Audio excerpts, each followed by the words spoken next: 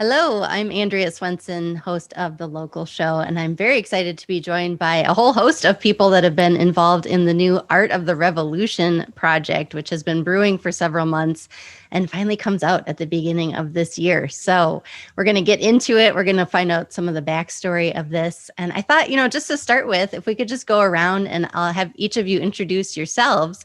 And if you want to say what your role was in the project and then anything else you want to say by means of introduction. Taylor, do you want to start? Yeah. So my name is Taylor Seberg. I'm a community organizer, multi-instrumentalist, and I'm the director, more or less, on the Art of the Revolution album.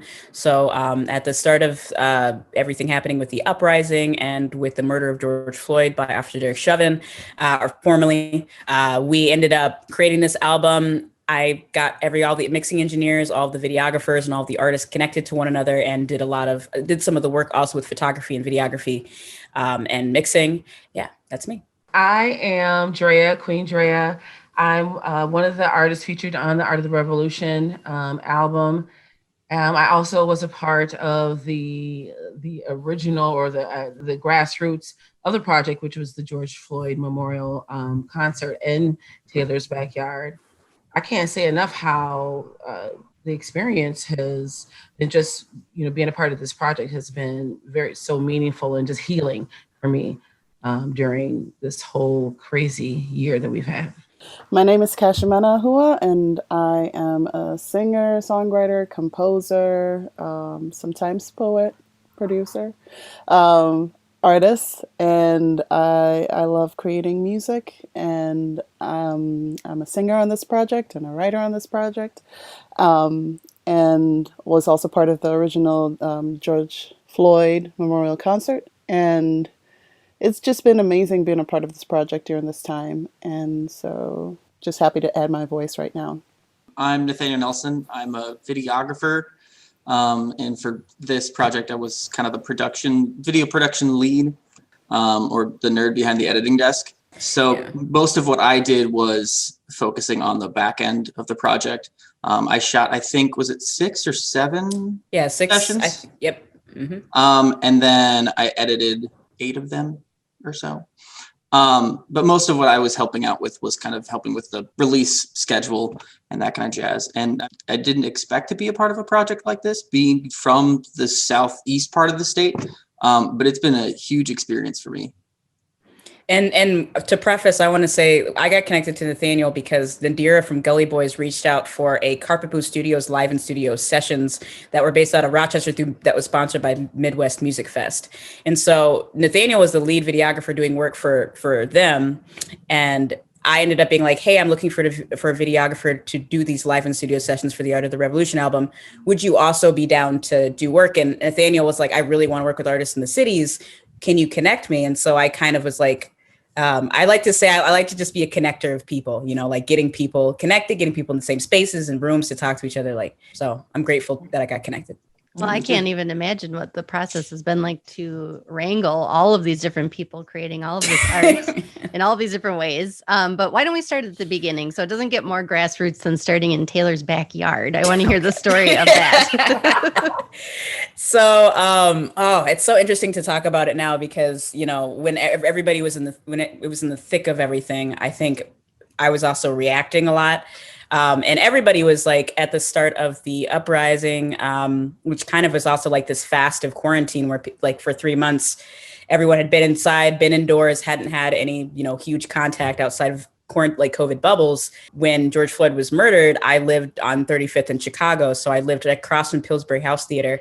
And Cup Foods was like the convenience store that I used to go to and talk to these Black youth who were working there over the summer. And so when it happened, I was like, this is literally in my backyard. This is really close to me. And then a couple months later, Mario Sanchez is a 17-year-old boy who was also shot on the block on 35th across from Tony's Market.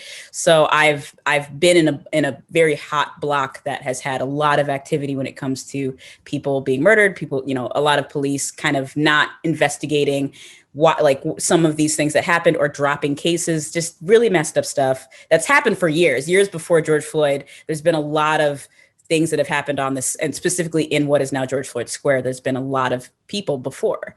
And so I knew at the start of everything, there was the North Minneapolis Fund. We were volunteering. Me and my roommates, Joshua Kep, who also did a big chunk of the recording for the musicians on the album.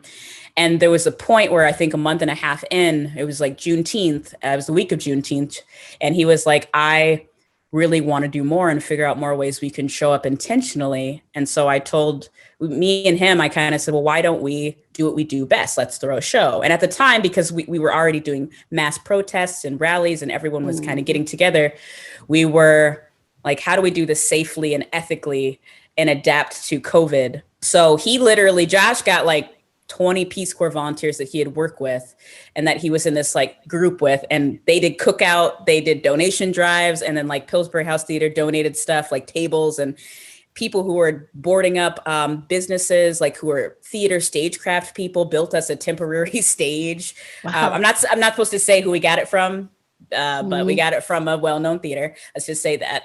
And so we just saw community coming together in droves, like, because everybody wanted to help. And then like immediately I was like, I'll be in charge of the artists, like who we're going to book, who we're going to get. And, you know, Cash and I had gone way back. We'd met, Dre and I go back like 5 years, I think, like a long time. We played a show at the Astor Cafe. Like, so it was also bringing together people who were arts organizers, who were also doing political rallies and doing commentary on what was happening in the political environment.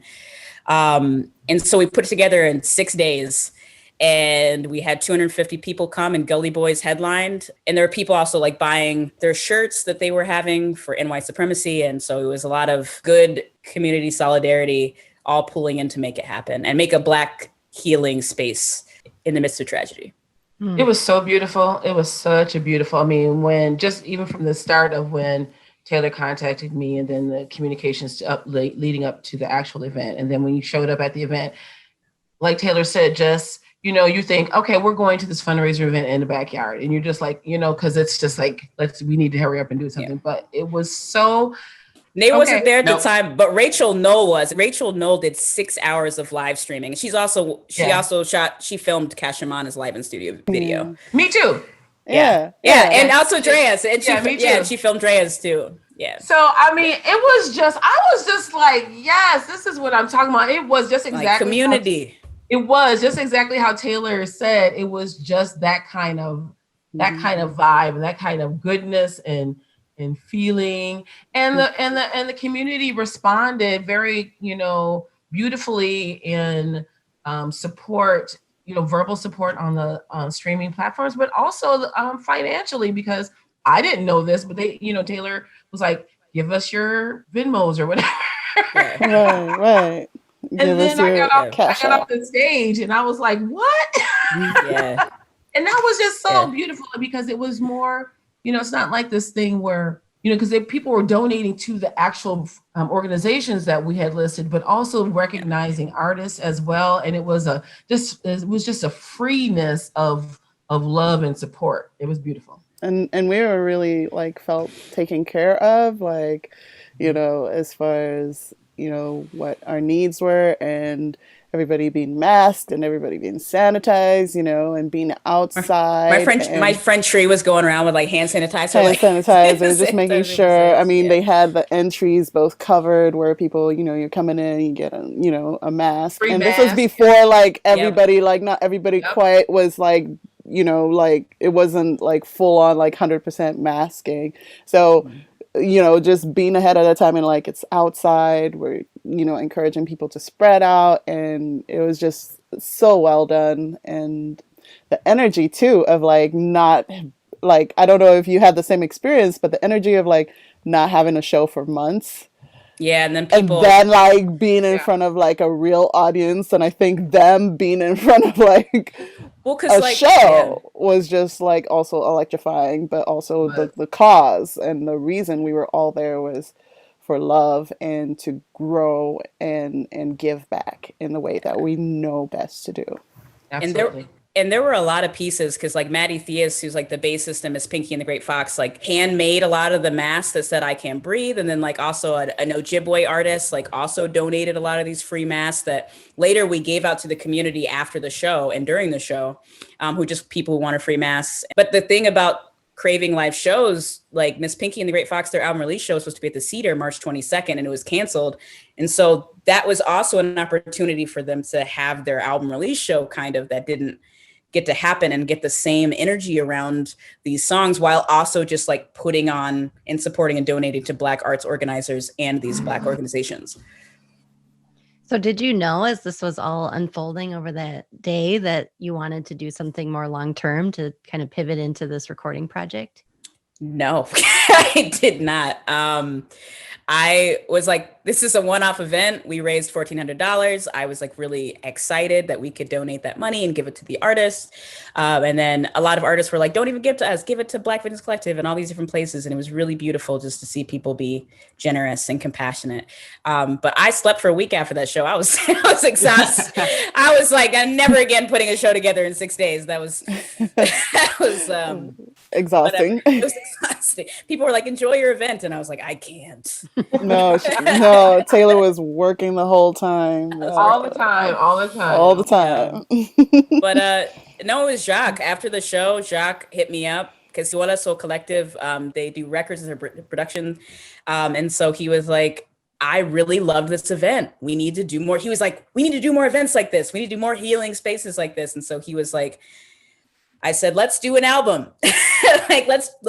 I'll make it work. We'll put together the pieces. And so largely it was Jacques who kind of like was like, we need to keep, creating momentum and building momentum around this. And so he gave me the idea. What's so unique to me about this project is that it's not just a compilation that, was recorded in a short period of time and released, but it feels so intentional. Like you're building all of these pieces of it. You want it to be studio videos that are produced really well. And you want to involve all of these different engineers and people that are playing all these different roles. Tell me more about, envisioning the project and how you wanted to approach it. So me and Josh initially knew that we wanted to work with 10 artists. We knew we basically went into a Google Calendar. We planned everything out. I hit up Nathaniel, and I hit up Rachel, and I hit up Ryan Stapiro as well, who did Jacques and Dumont's video. And I was like, what times do you have available? What are you willing to do? And as me and Nate started getting like more into like the nitty gritty of editing and like the technicalities, I really enjoyed his vision for things. And I really appreciated how he was talking about the technicalities, because he's done so many live in studio releases on Tree Dome and also the Midwest Music Fest and all these things, that I also was like getting a lot of knowledge and expertise from like, how do I do this well? How do we get reach? And then how do we have cross reach? Because I wanted to also make sure that he was getting extra subscribers or like people to tune into his work as well by being a part of this. So everything was kind of like, how do I get people connected to people, and how do I get people plugged into other people's work who might not normally see it? But then one video gets posted and it automatically has 6 people on it, like the recording engineer, the mixing engineer, the person who produced it, the person who did the person who did the video, so it's a lot of like pooling together. But so, yeah, me and Josh initially did the operations where we said, this is how we're going to plan out the dates for people. Everybody came on time for their sessions. That was the most wild thing to me. Everybody was like on time. I was like, wow, like you're here and it's 6:00. It's like, and people the cool thing was like, people like Rebecca, for instance, were like, I haven't been in the studio before. Like I haven't been in the studio in a long time. So it was also like working with some people who were very familiar with the studio process and some people who weren't, and being able to like kind of coach people. And then also just like ask people what they wanted. Like, how would you like this? Like, what are some things and that you would like done, or just production notes? And Josh has a really in-depth knowledge of DAWs and digital interfaces and mixing. So him and I were kind of like talking to artists about how sound was going to happen as well. So yeah, and then some of the things just spontaneously evolved as we came about. As I feel like Dre and Cash know, like I ended up asking them for help. Like, I need help. I need a steering committee because I need it needs to be more than just me. And I learned how to ask for help in a lot of the logistics of the album. And so I'm extremely grateful that they decided to kind of help take a lot off my plate. Well, from a songwriting perspective, I'm curious, were you guiding what you wanted people to write about, or were these, I guess I should ask, first of all, were all of these songs written specifically for this project? It's all new original material? I think a lot of them, I think, yeah, like I would say, I mean, obviously Dre and Cash can speak to their songs. But I know that like the Smokes, specifically like Himes, like he was like in the live and studio session with his like laptop of lyrics sitting in front of him as he was like playing the song being recorded. Like I just finished these like 2 days ago. And so it was cool because I ended up like playing some bass on their song and then like jamming with them in my house. And we kind of like, I said, like, it would be really cool if like your harmonies hit here if they did this. And I really love the Smokes. Matt and Jaime's and I, like, we played a show together and we're both black punk rock heads. So we were like, yeah. And then it was cool because like with other people like EJ Easley, who's a hip hop artist, like who goes by Gray Matter, I was like, hey, do you want your ad libs to hit like this? Do you want, because he ended up bringing a special guest that came in to do his like Vox ad libs. He did gang Vox, like specifically. He's like, I just want a gang of my people in the studio and like all of us to, yeah. And so on the fly, like, and another friend of ours came through. So like everyone just crammed in the vocal booth and was like doing the stuff. And just suddenly we just had random, these backing vocals that just kind of like came about because we were all kicking it in the house naturally. Because we were recording half of the artist in our basement. Like we had, like Josh's had a really beautiful sound setup that he was using. And then the other half was recorded in Rob Hagen's space in the Tilsner Artist Lofts above the Black Dog Coffee and Wine Bar. So we were literally operating out of our house and then his space that he so generously did work out of. Well, Drea and Cash, since you're both artists in addition to being on the steering committee, I'd love to hear more about your approach to creating work for this project. What did you have in mind and how did you tackle it? Well, I know we were on a Facebook, and I think, it's started off as a thank you and whatnot, and then it became the Art of the Revolution album. So I was sitting in my house. I usually have a singing, humming mummies thing that I do on Instagram Live that I started when quarantine started, where it's just me using my little loop station and creating hums for like moms to just chill, listen to, or hum to their baby, or just hum to themselves. Mostly for me to just have something to like relax my mind.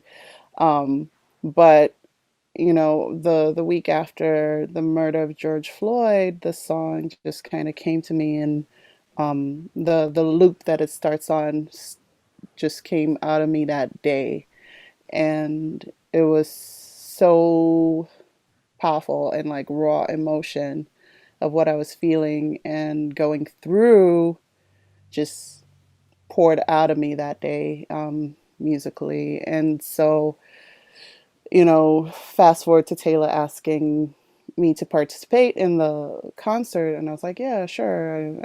I got this idea song, and each time I improvise it. So took the stage with my looper at first, like 2 tries, like something crapped out. It was my cable or something. So, it started off with that loop, mama, and then my looper crapped out, and then I tried it again, and the crowd was just like, they were ready for it. Just looped and said and improvised everything I felt about the situation, and how, hoping for change. And we all know, as a mother and a Black mother, when George Floyd said mama, we all felt something down to the bottom of our souls. And I wanted to answer that call and amplify that call in a way that felt authentic to me, or in a way that was unfiltered. How about that? Like unfiltered. And so the song came from it. And going into the studio, I wasn't sure exactly what I would do, but I knew I wanted to start with that foundation. And so, we went in there. Joshua and Taylor were there, and Rachel was also filming. Yeah. And right away, I was like, I feel so comfortable. It's very rare when you go into the studio, even as a musician that's been in the studio a couple of times, there's always like some jitters, some nervousness or whatever. But right away, I didn't feel that. And so just going in and just being like allowed to, not even allowed, but just being free to create something.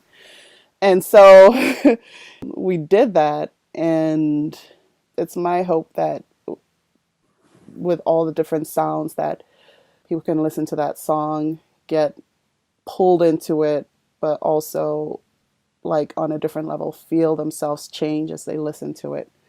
And so that's where that all came together in the studio. And yeah, afterwards I still feel the same way. Like it was one of the most pleasurable studio experiences I've ever had. So thanks, Wow. Taylor. Yeah, Sounds it's a cathartic. beautiful, beautiful, beautiful song. I heard it for the first time. I don't know where. I think at Taylor had a like listening session at their house at back at the scene of the original scene Yeah. of our origins, and I heard it like yeah I don't know if you've heard it yet, Andrea, but it's like woo, I you have. just float. Yes, it's just like you just float around. It's so gorgeous. Thank you. Yeah, it's gorgeous. It's so gorgeous. For me, my piece, so after the murder of George Floyd, I spent like that week after starting every morning, like 8 o'clock in the morning on Facebook, singing the song that I had written called Black on Black Love. And I would just do it every day on Facebook just so that we could all like kind of focus on what was important to us was Black on Black love, because when you have a tragedy like that, you tend to focus on what the thing that happened, but we needed to kind of build ourselves up. So, and then when Taylor asked me to participate in the concert, that was like the final song that I sang for my set, as a part of what I had been feeling for the movement, which is what I was going to do for the album when Taylor asked me to be on the album. And I spent so much time working on this piece. I'm also a looping and improvisational artist like Cash. Well, what? Yeah, woo woo. And we still gotta get our little series together. We do. Oh my God. Yes. Talking about doing Springtime. Exactly. Winter, we might as well do it. We got nothing else to do. It's cold. True. But so I spent all this time working on it, and then being electronic musicians, sometimes the electronics they get some gremlins in them and get a mind of their own. And so I told Taylor, I was like, oh my God,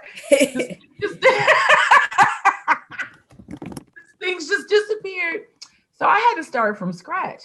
And I am not sure what I saw on TV the day that I wrote that song, because I wrote the song and, it was just like something on the news, something on CNN just led me to be like, GTFOH, like get the F out of here. Y'all are getting, just the question about women's bodies with abortion again.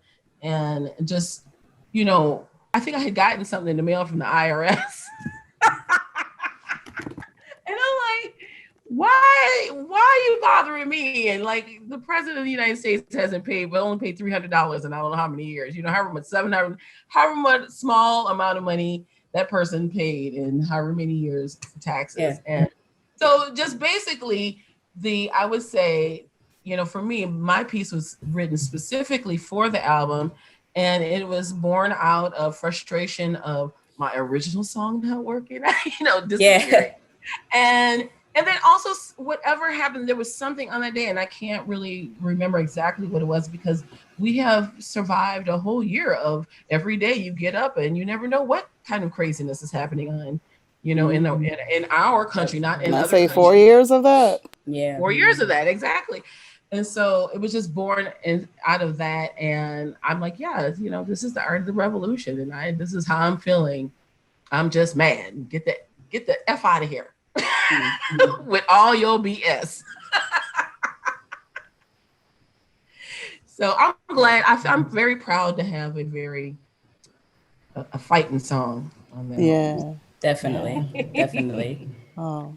Well, Yeah, like during are we still calling it a debate between Trump and Biden? I was like, I mean, yeah. yo, Dre's track is the best soundtrack for this. Yeah. that's Like what I that, love about it. Yeah. We're good cop, bad cop, Cash. Yes, we are. Yes, we are. That is true. I love that listening to the collection of songs, though. Everyone brings their own perspective, and there are different emotional responses. This year has just been so heightened in every single way. and to be able to work through that musically in all of these different ways. It's just so cool to hear, your take on how you want to approach it and to hear so many different voices coming together. I do want to pull in Nathan here, who's been patiently waiting. I want to hear a little bit more about how you got involved in the project and specifically working with the artists on their videos. Over the past few years, a lot of what I've done is both in working with Tree Dome as well as a lot of the festivals down here, like Big Turn, Boats and Bluegrass, Midwest, is I'm predominantly like a live show photographer, and then I do music videos and live sessions, and that's kind of the majority of my work. And so I've done live sessions for Boats, live sessions for Midwest, as well as a couple series on our own. And so when Taylor asked me to help out, I didn't entirely know what the structure was. And so how I approached it initially was kind of like how I usually do live sessions, which is like taking a few cuts and cutting them all together to kind of get this flow going. And so as that evolved, because I think I took on like 2 shoots, and then it was like 4 shoots, and then it was like 7. Yeah, he was doing a lot. I really, really respect the time and just work that you put into it. We had a GoFundMe, and I like tried to pay out all of the mixing engineers and the videographers right away, but I know it wasn't nearly enough. I applied for grants just the work is very appreciated, and I know what it's worth. I mean, it was a blast. I think so with that, like as we were kind of moving along and moving into like month 3, month 4 of the project, we're kind of trying to figure out what the end product was going to be, because what we have is 10, 11 artists, all with very different styles, from like punk to kind of jazz to experimental hip hop, as well as 2 different locations, 3 different videographers, like 3 different mixers. So trying to find ways to tie that content together in a way that's like super easily distributable. So outside of just the album, like specifically on the video aspect, what I found is that like in doing my stuff is that people dig like these 3-minute live sessions, 4-minute live sessions, where you just kind of turn it on, here's the song, boom. So it's kind of working toward that and taking all of these different parts together and kind of merging it into one. So that most of my project, like I know Taylor came down here for a couple days, and we knocked out initial edits for like 6 of them in like 12 hours, 14 hours. He was pretty fire. Getting all those edited right away. Stuck around, drank, and pizza, did that for the whole day. Yeah. It was nice. Yeah. But yeah, so I guess that's kind of been why I got brought in, because I mean, this isn't my project at all. I'm just kind of here to help, and it's not my story to tell, but I'm just doing everything I can to kind of help them tell their stories. And Nate also is an administrator on the Art of the Revolution Facebook page. So every time we drop a live in studio video, it actually gets cross posted on like about 3 or 4 different forums, as well as on YouTube. So we have all these channels that artists can use and can also then share as further, materials of their work. So then the artists are getting like new original content, but it's video and it's audio, and it's just trying to like really create more content that they can then use and carry forward, as well as sharing their message, which both is like having the 2 pieces. Mm-hmm. And sharing the message too to places that don't often hear the message as much as Minneapolis. Like, I mean, I'm based here in Winona, and I split my time between here and Rochester. So a lot of our drops ended up coming through there. So it was kind of hitting a different audience versus what would normally like be heavily Minneapolis and maybe spread down here. So it's kind of trying to find more ways to get that story out to people also who wouldn't normally hear stuff about what's going on. I have to say, as an OG in the game, I really appreciated the experience of seeing all the different pieces come together, and the way that Taylor, Josh, and Nate have organized everything for just intuitively for the current landscape of how you do things. So that has been really helpful and very cool for me to witness and to experience without having to actually do all the hard work. But now. Well, yeah, like even with the show, we wanted to have a live stream element because we knew there was a lot of people that weren't physically going to be there. So we really me and Josh put a lot of work into figuring out how to get OBS Studio to work, how to set up Rachel's camera, her Sony F7, I think it's Sony F7S, and like how to switch out batteries in between, like, if it gets to the 4-hour mark, like, how do we switch out batteries so the stream is uninterrupted? And how are we going to make overlays? My roommate, Beatriz Lima, who did the album cover art, she's literally moved on the block 2 weeks before George Floyd was murdered. She's from Portugal originally. She's from Lisbon. She just suddenly hopped into also doing a lot of not only design work, but just political movement work. And so she did the overlays and designs for the live streaming segment. And so there's just a lot of technical elements that we were also focusing on, as well as like, how do we get these stories and these messages out and make it look good and make it look efficient, and work with people who are efficient and work with people whose heart is in it, as well as like the talent and the skill level behind it. That seems like something that so many artists have had to try to figure out in this last year, that maybe you've never done a live stream. You've never even used your computer to make video before. I think I've definitely learned a lot about, getting this microphone and that input. But there's this huge learning curve, and it's really cool that you were able to create this environment where people are kind of learning together and trying to figure out what the landscape even is right now, since we can't all gather in person. And I like to call myself a jack of all trades, master of none. That's why I have Nathaniel, who actually is great at video work. And I know like the rudiments to be able to like translate the language to people, and be like, this is how I can talk about it to someone else. Same thing with mixing and audio technical work. Like, it's like, I know how to say some of these things that people who straight up have no knowledge of it can at least have a starting point and an entry point and frame of reference. But I'm always learning. So it's like, I'm also always learning from Nate. I'm always learning from Rob and Holly and the rest of these engineers. I wouldn't say you're a master of none. Come on now. I don't know. I also don't agree with that as well. Yeah. And then I'm a musician, but Oh yeah, that one there's other that. thing. just that little other thing, thing. Sometimes I do music. I don't know, when I on the side, I guess. So where did the term "the art of the revolution" first come from?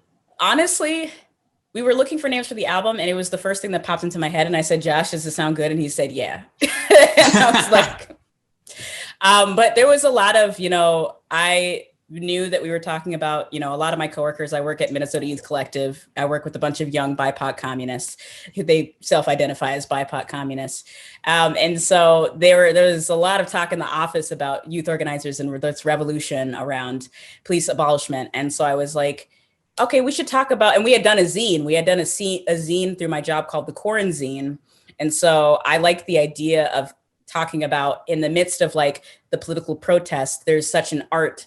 And there's just, especially because like Patience Zalanga is like a really beautiful Twin Cities Nigerian photojournalist. And I love her photography. And I've been following her for years. She does a lot of photography specifically of movement work and of political rallies. And so I was like, there is a true art behind even like showing people being tear gassed, even behind showing police doing brutal, horrible things.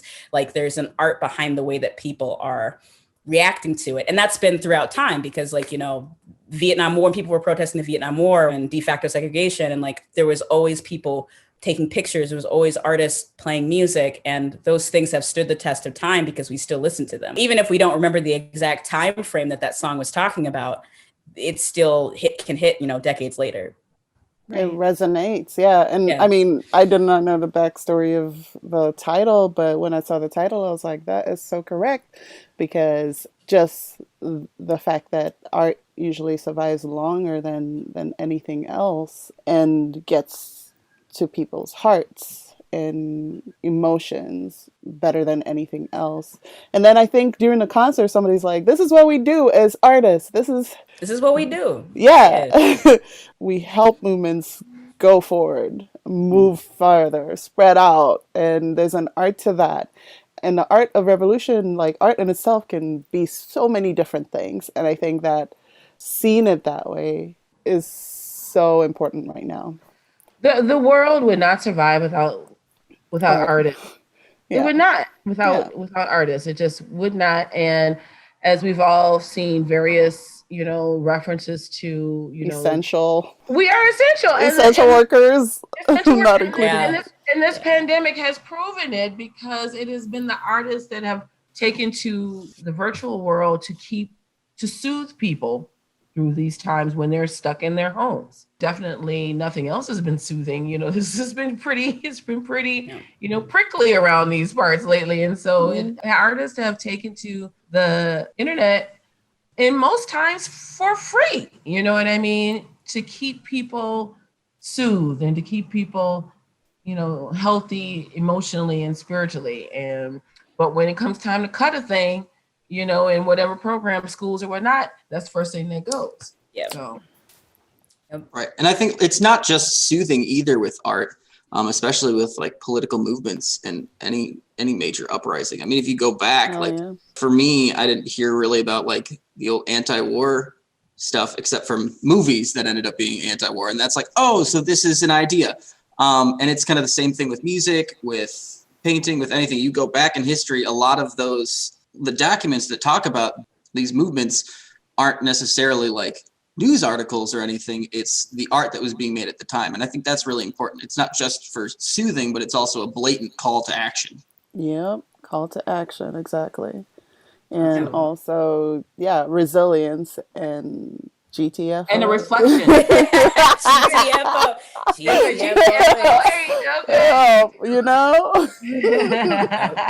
Either but it's heal also or a really get good out. mirror. Yeah, it's also a really good mirror. Yeah, exactly. Yes. Well, I would love to hear more about the artists that have participated as you were receiving songs and watching things unfold in the studio. Were there moments that surprised you, or what are some of the moments that stood out as this project started coming together? At EJ's session, where Dominic Tennell came in, who are like two Black men who are part of Mac House, is a talent music agency based out of North Minneapolis. I mean, I was geeked out because we were all wearing purple during the session, and I've been like a huge purple fan since I dyed my hair purple over the summer. But also they came in. I knew Prince too. Oh. Yeah, I knew Nate was gonna laugh about that, but. But yeah, we all came in wearing purple, and I remember being like, what is the frequency of the, I'm an Erykah Badu fan. I was like, what is the frequency of this? It's like meant to be, it's kismet, like. And then just more people walked into the room and they were also wearing purple. They were also wearing purple. Yes. My roommate came out, she was wearing purple. I was like, what's happening? What is going on?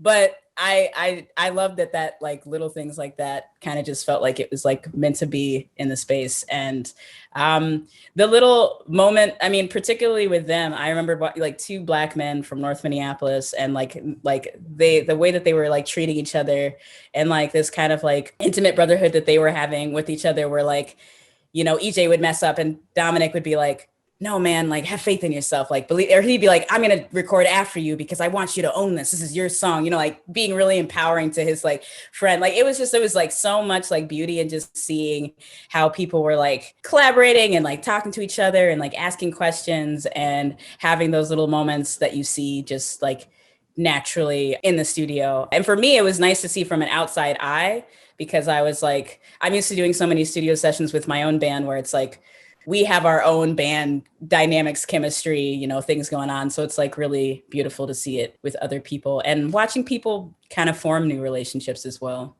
I was just going to say, I appreciated that what you said, watching, artists get to, or, people getting to meet people, because that was one thing that I really, enjoyed about the experience, was being able to hear the other artists' pieces and get to know them. And, that was a beautiful community experience. Yeah, and then the other thing about like sitting down and just talking about the agreements and what we wanted to see the project do and what it was about, like just, taking the time to do that as a group, break bread, as they say, and listen to one another and kind of talk to each other about why and what our pieces meant to us. And having that community sense was really reassuring, on top of like the logistics of the situation. Yeah, the little cookout that we had, where we had people sign artist contracts, because that was another thing. We were having people sign contracts because I'm really honest about this. I've been screwed over in the past for like not being credited on stuff, like people using my material without my consent, like all types of stuff. And so we also in good faith wanted to tell, like me and Josh wanted to tell the artists, hey, we're getting you all together so that we have a contract between the both of us that says we're agreeing and being mutual to consenting to what what you want and what we want, read the materials. And the cool thing is like the artists were like, we're chill with it. We don't mind. And we're like, we know you don't mind, but we just want to make sure like we're holding ourselves accountable, because not a lot of people do that. And there's so many things I learned with split publishing and just how publishing and intellectual property rights work and like all types, and how we distribute the music, and being really careful of like crediting like how we're talking about this when we're getting revenue. And so there's just a lot of things that we wanted to consider, and that we wanted to make sure the artists knew we were operating in good faith. And so it was good to have those conversations from the jump, in the midst of like having a lot of energy and positivity around the project, and not losing like the business element, like, hey, we're trying to be professional and make sure that we're holding ourselves accountable as producers. That really, enhanced the experience, that feeling of being taken care of and honored in that way artistically. So I was going to say, Taylor, it sounds like you're ready to start a record label. One day, hopefully I can be Janelle Monáe and make Wonderland Records. That's my dream. But it's like, yeah, that would be cool one day. Well, we talked a little bit about, what work like this can do for the times, acting as a mirror, acting as a document, as a way for people to come together and process things. As you're releasing it now and more videos are going to be coming out and the album's going to be available, what are your hopes for it as it enters the community and people consume all of this work? I just hope that people are receptive to it. I mean, I think the sad thing is as 2021 starts, we all know the year is not just going to magically change. It's not all the problems that we're facing. They're, if anything, just doubling down and getting worse, because we were talking earlier about the Capitol being stormed by pro-Trump supporters, and somehow like the response to that versus like if Black people had done that, like would be completely different. And so we're still going to be experiencing these issues with police brutality. We're still going to be experiencing these issues with the pandemic, and how do we navigate things, and people getting sick and people getting worried about going to COVID funerals and having all these really sad, heartbreaking moments happen in the past year. So it's like, I really hope people just resonate with it and do find some light in it, in the same way that they did with the show, in the midst of all this tragedy, because it's the thing that's going to keep us going and to keep us alive and keep us like still motivated to do this work, even when it's really difficult to keep going. And I just really hope it can be that source of support for people in these trying times, And that people look up people's work, because I want people to look up everyone's work and like support each other and be like, look, listen to this person, hire this person for video work. They're dope. My hope is that it brings whatever that each person listens to it, because we have so many different artists, so many different styles, so many different voices with different messaging in them. So I hope like if somebody's listening to the album and they feel like they need a song that's like, angry and aggressive, we got you. You need a song that's calming and healing, we got you. Or you need a song that's just like going off, we got you. So just to be able to hold people and give people support in what they need as far as expressing themselves and enjoying some good music at the same time, and also at the end of the day having this message of like, we're here with you, we see what's happening, and we have something to say, and you have a voice and you can add to it.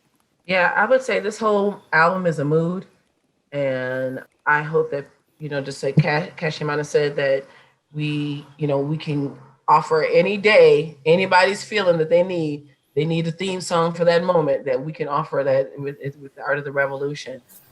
And I think, based on what is happening today in our nation's capital, I think we're going to be entering another reconstruction period. I'm going to do these things here. Another reconstruction period. And I hope this album is like a little fuel for that reconstruction period. I think, everything, as we have said with, whether people like defund the police or not, we're saying everything needs to be torn down and start fresh. And so hopefully this is fuel for that. So. Yes. I mean, we're seeing a lot of craziness going on in our nation, and something's got to change. Like we need something new, and it's going to require a lot of our humanity and a lot of action and a lot of conversation. and a lot of listening. I mean, I was talking with my friend before the new year about what we were thinking and hoping for in the new year and what the signs were. And it's like, we kept saying, like, excuse my language, but like, we're getting all these signals to slow the down,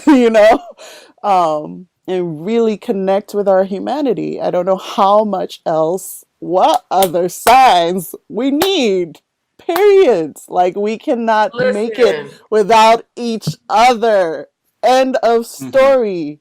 I've been I saying don't that from know the what beginning. other signs you got to have. Like, I've been saying that from the beginning. Sit down, relax, find something else to focus on instead of capitalism and whatnot. You know what I mean? Just mhm. like we talked before we got, started recording about me going to New York with my daughter. That was all that was. It was like, yes, I went somewhere else, but it was really, we just was walking around and enjoying each other. She's graduated from high school this spring. So I'm like, hey, I'm finna use this time. And that's my baby before she's too grown for me. You know what I mean? Yeah. That's what we should be doing. We should be recalibrating. Yeah, Hmm. we should be.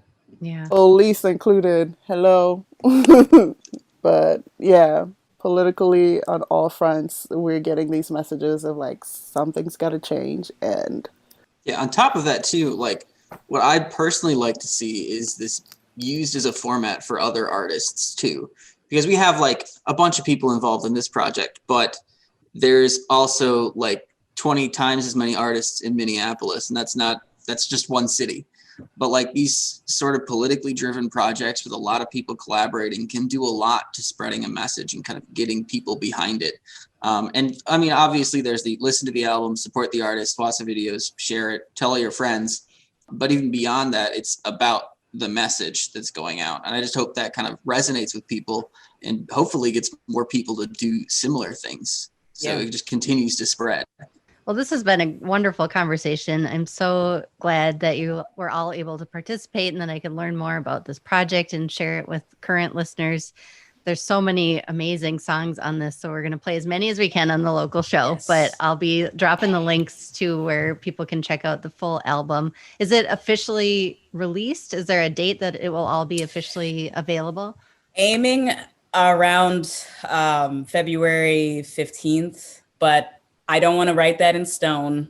I will say it will probably be available on Bandcamp around then, but I'm going to have to wait an extra 6 weeks to have it officially posted on Apple Music and Google Play and all those fun little things, Spotify, just so we can make sure everything's mastered and make sure everything has gone through its rounds a couple of times. That's like the biggest thing, is making sure all the artists have reviewed it, they like all the changes, and that it plays on all platforms well.